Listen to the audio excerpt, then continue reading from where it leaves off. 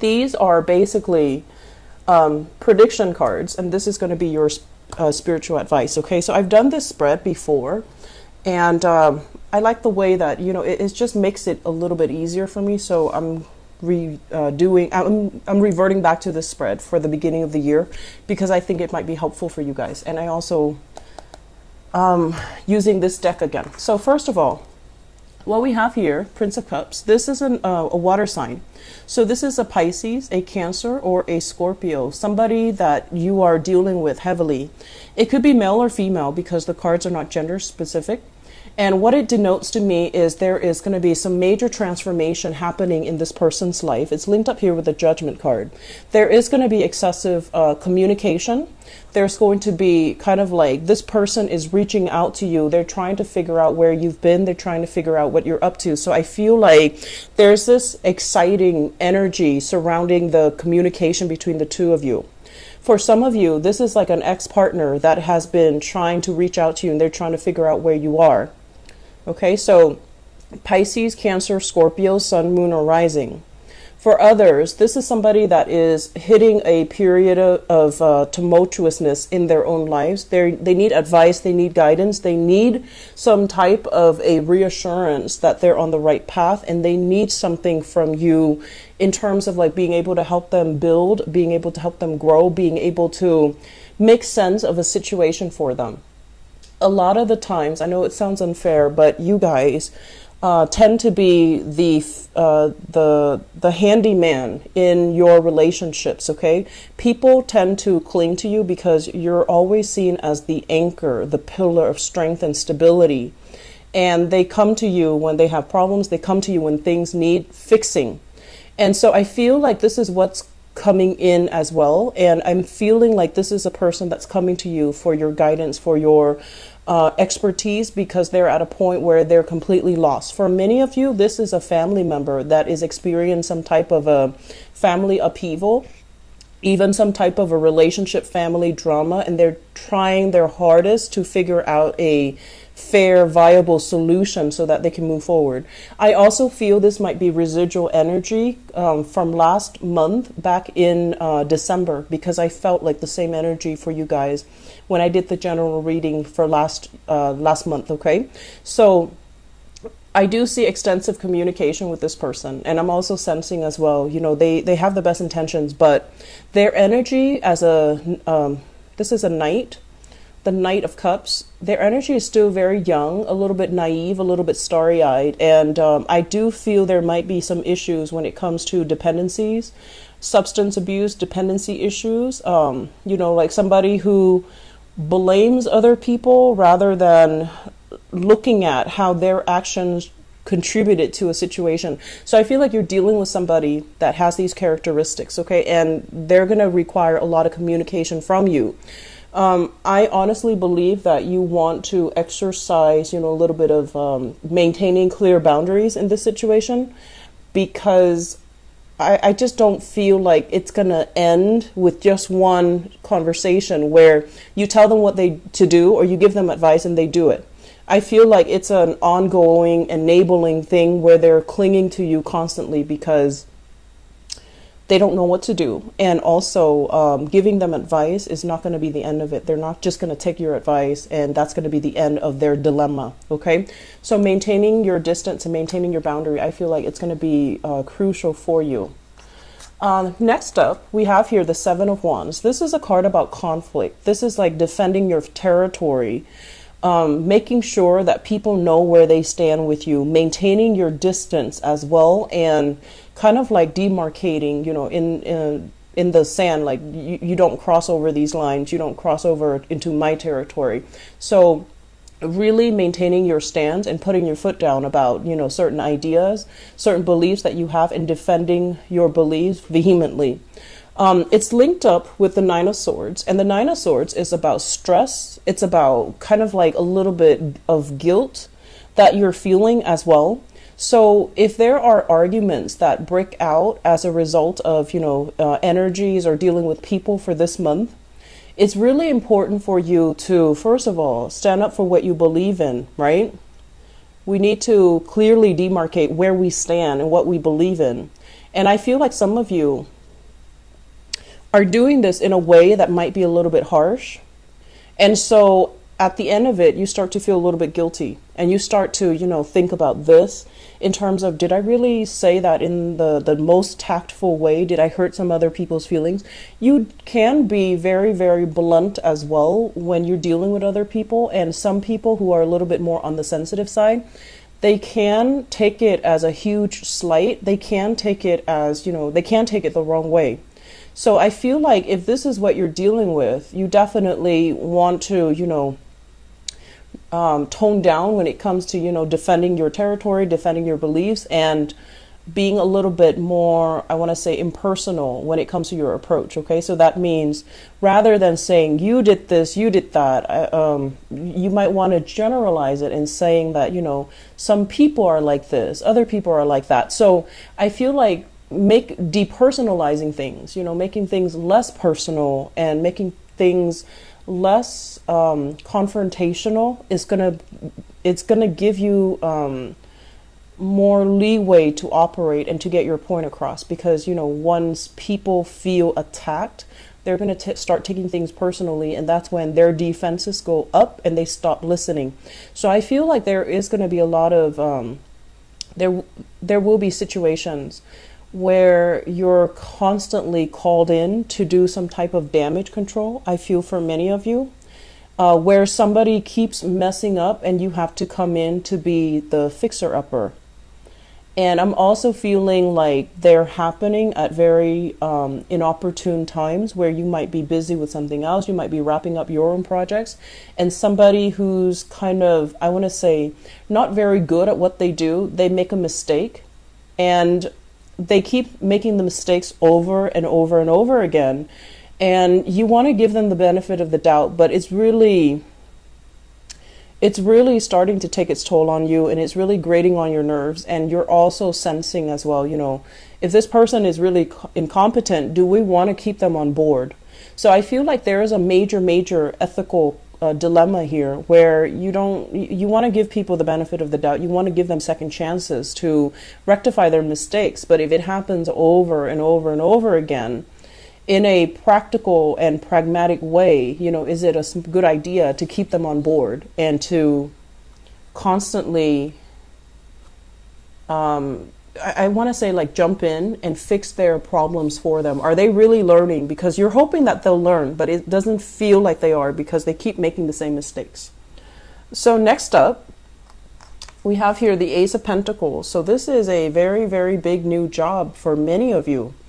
So this, once again, it's a job, okay? And it's basically a gift from the universe that you need to nurture in order for it to grow and in order for it to work and provide that longevity and provide that stable revenue stream for you.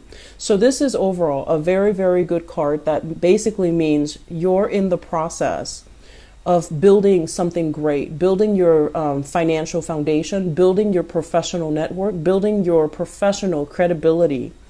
It does require a lot of hard work, mainly because in the Pentacle suit, things grow really, really, really slowly. And things require a tremendous amount of effort. You need sunlight, you need water, you need wind, you need the right condition in order for things to thrive from a little seedling, right? So it's really asking you that, you have this opportunity and you need to be really patient with it, because it's going to grow and it's going to take its sweet time. In the meantime, what you're stuck with here with the King of Swords, this is basically indicating having to form some type of a long-term strategy so that you can make this grow for you without having to waste a lot of time tending to it, okay? So this means, what condition does it need so that I can put that in place? And if it's a job for many of you, and I feel like it's a job, if it's a job, you want to think about, like, how can I streamline the work processes so that I am a lot more productive than other people? So thinking in terms of, like, efficiency, thinking in terms of, like, in a more practical terms, like, what can be done differently here? What can I innovate? What can I streamline in this work environment so that I can stand out from my peers? So I feel like you have a lot of strategizing to do. You have a lot of reorienting your priorities, shifting your priorities as well. and tackling multiple problems. So I feel like many of you who are working right now, employed, you're in a very innovative environment. There might be a lot of technology that you're relying on, technology in terms of like having to communicate with people from afar, having to communicate through teleconferencing, Skype conferencing, some type of a long distance communication. You are also, this King of Swords usually deals with like somebody who's a consultant or somebody who's an expert in their field. So I feel like there will be an increase when it comes to your client base, when it comes to consultation fees, reworking your schedule, or, raising your rates, raising your price, or even demanding, some type of a bonus, or like a sign-in bonus or a commission, or just a bonus for yourself because you're in a field where you're like an expert and you're highly sought after. I'm also sensing as well, you have here an air sign, so Aquarius, Gemini, or Libra in your work environment. And this person, if you can look at this person,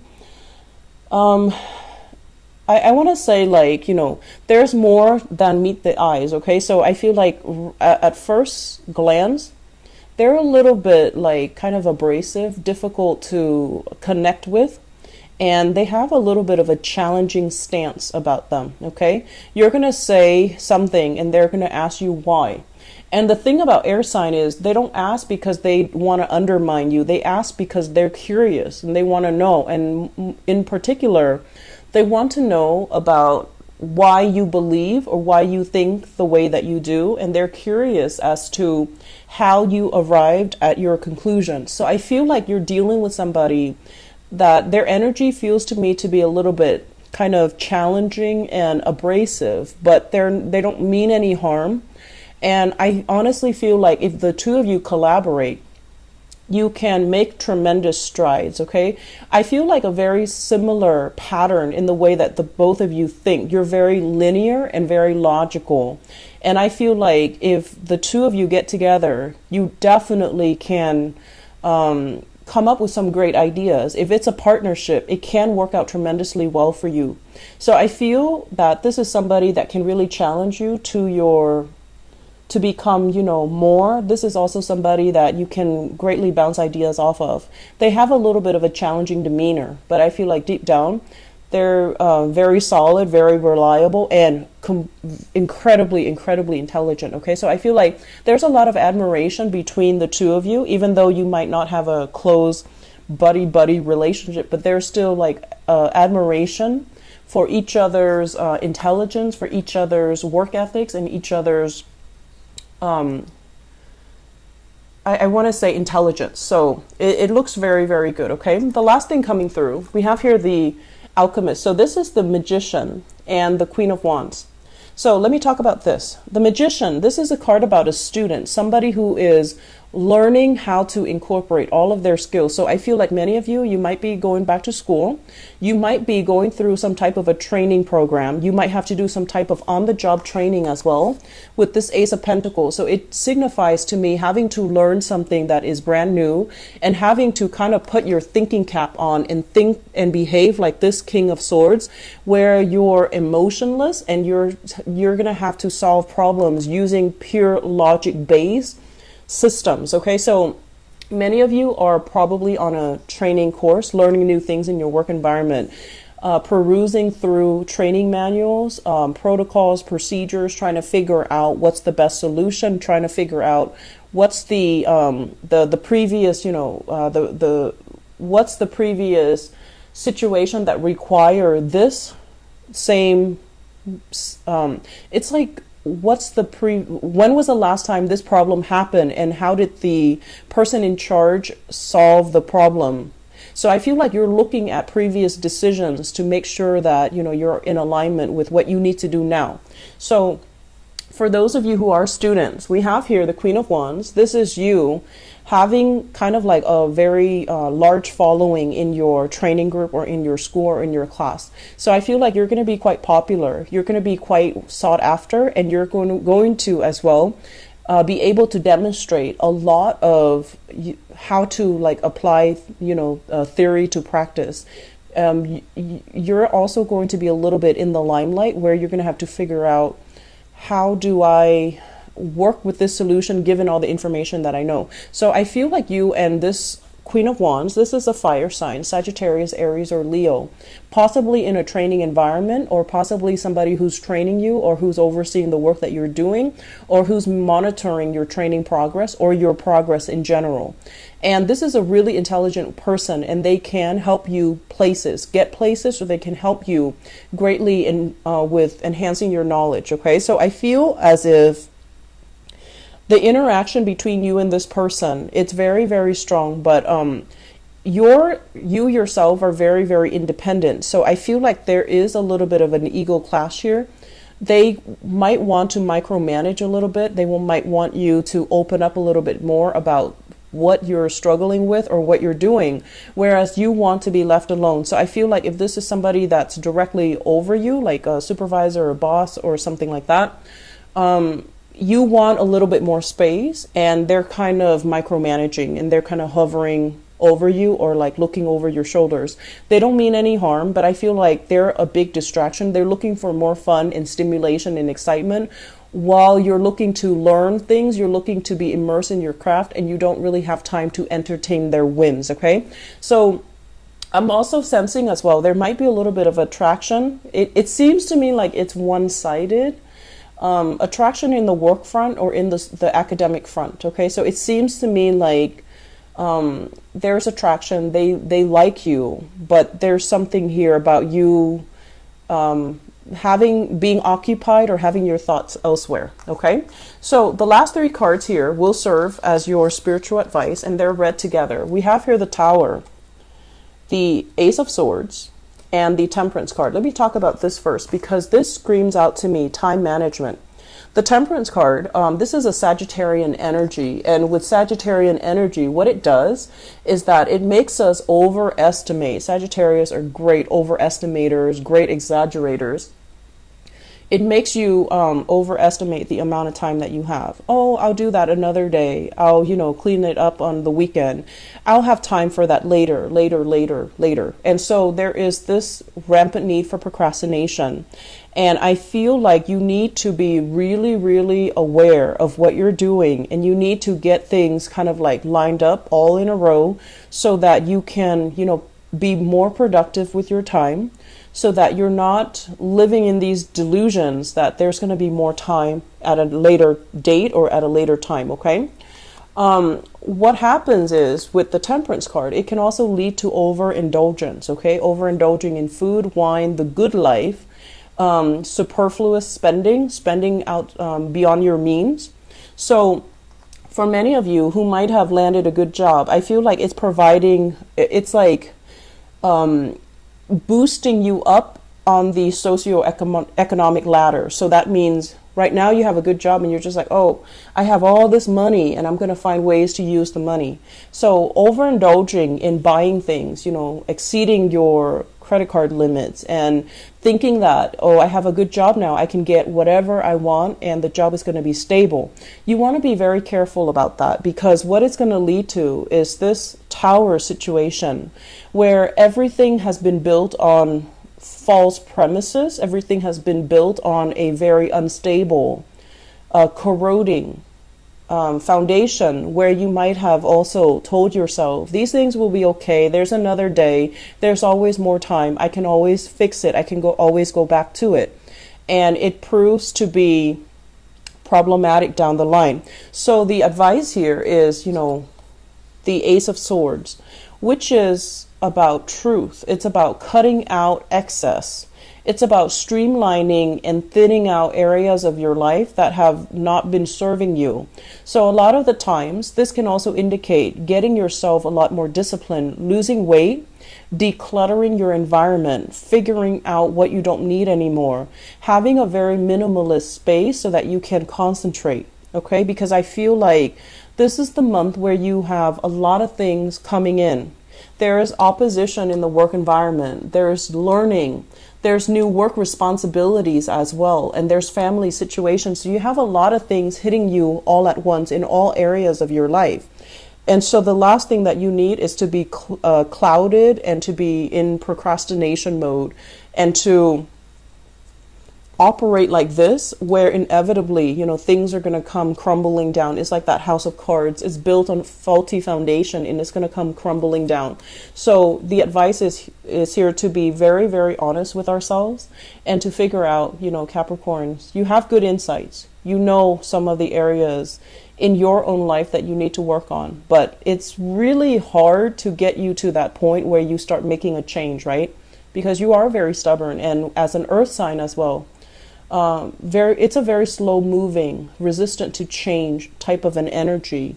And so what they're really saying here is exercise, more on the Sagittarian traits of expansion, of grabbing new opportunities as they come in, and being able to also not fear change, okay, but embrace it. So I feel like you have some major reshuffling things that you need to do, and cutting out excess, cutting out the fat, cutting out things in your life that are kind of like weighing you down. Like I feel like physically weighing you down, physical belongings, or even on your body, whatever's not working, try to leave it out of your consciousness, okay? Try to leave it out of your body. So we have some big things that are happening here. And the major theme for you guys is don't procrastinate, okay? Get things done in a timely manner. It's going to be a busy month. I'm not going to lie, Capricorns, you have a lot of things on your plate and you have a lot of things that you need to attend to. Finances looks very stable. And so, it seems to me like that's one of the areas that's really stable right now. And that's going to help everything else. So keep at it, okay?